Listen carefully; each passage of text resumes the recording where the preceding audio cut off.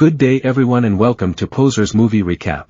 It all begins in Salem, an infamous town known for its dark history of witch trials in the 17th century.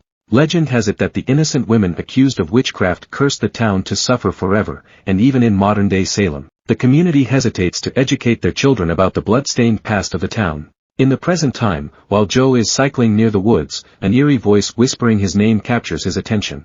Curious, Joe enters an abandoned cabin and finds a peculiar knife inside the furnace. He then excitedly shows the knife to his older brother Marcus, together with a mysterious journal that he found with it.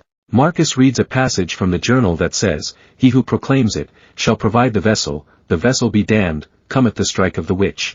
Marcus thinks that the knife and the diary are connected to something dark, so he urges his brother to leave it alone. However, Joe disregards Marcus's advice, choosing to secretly keep the knife despite its ominous aura. On the way home, two guys throw an indecent remark toward their sister Billy, and Joe, trying to defend Billy's honor, tosses a drink at them.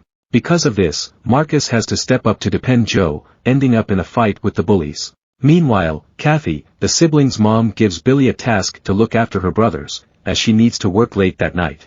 As soon as she leaves, Joe locks himself in his room, so he can further inspect the rusty old knife. While attempting to clean the knife, Joe gets startled when he suddenly experiences a chilling vision of lifeless bodies strewn about, and drops the knife in his bed. After a few seconds, he attempts to touch and clean it again, which reveals an engravings on the knife. As Joe reads the inscription that says, "I won't quit," he unknowingly wakes up a demon, and sees glimpses of the past incidents that occurred as a result of the cursed knife. Even after what he just experienced, Joe feels compelled to continue touching the knife. But before he can finish reciting the engravings on the other side, Marcus barges in and asks if he wants to watch a movie with them. In the living room, Billy, her best friend Sophie, and Marcus start having shots while watching a film. In the middle of their fun, Joe continues to hear whispers from the demon, nudging him to do what it bids. The fun continues when Billy's boyfriend Pete arrives, not noticing that Joe has been quiet as if going through something. Later, Bob, the unemployed uncle of the siblings, joins them, as they argue about going to a party. They continue to bicker about who is going to watch Joe, unaware of his current predicament. The malevolent spirit tells him to stop them from leaving, so they can all participate in a sinister game. Out of nowhere, Joe declares that no one is going anywhere, and begins hurling insults at everyone. Marcus tells him that they will just go to a party for a couple of hours, while Joe can hang with Bob and play some video games. Hearing this, Joe tells them that he doesn't want to play a video game but instead, he wants to play a different game. He promises that if they play with him, he will let them go to the party and will not tell their mom about it. Marcus and Billy agree, so Joe makes all of them participate, including Sophie and Pete. When Bob refuses to join the game, he blackmails him that he will tell Kathy about the money he stole, so the man reluctantly agrees to join them. After everyone is on board, Joe instructs them on what they need to do. One by one, they say "I will play, I won't quit," while the lights start flickering. Joe takes the knife out, and after Marcus recognizes it, he forcefully takes it from his brother's grasp. Because it seems that the game doesn't look like a game, Billy leaves with Pete and Sophie to go to the party.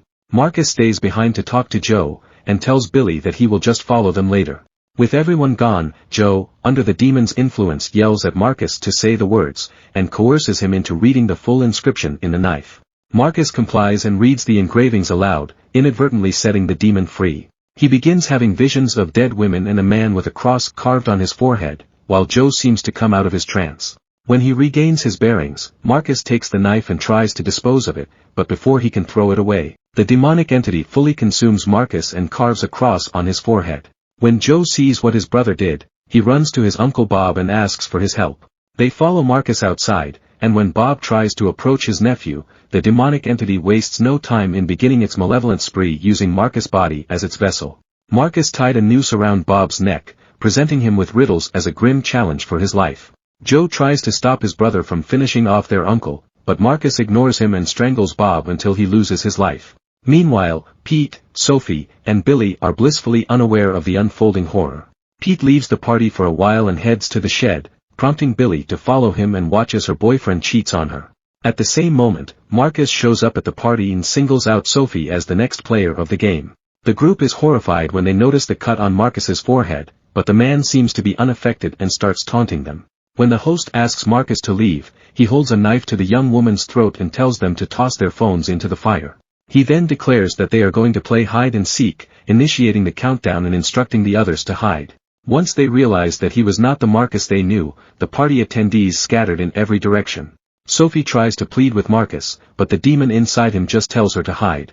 As he finishes his countdown, Marcus starts hunting the group and picks them off one by one. Marcus finds Pete and his new girlfriend inside the barn, and they become his next victim for the night. While Marcus is on a rampage, Joe finds Billy in the woods and tells her about their uncle's fate.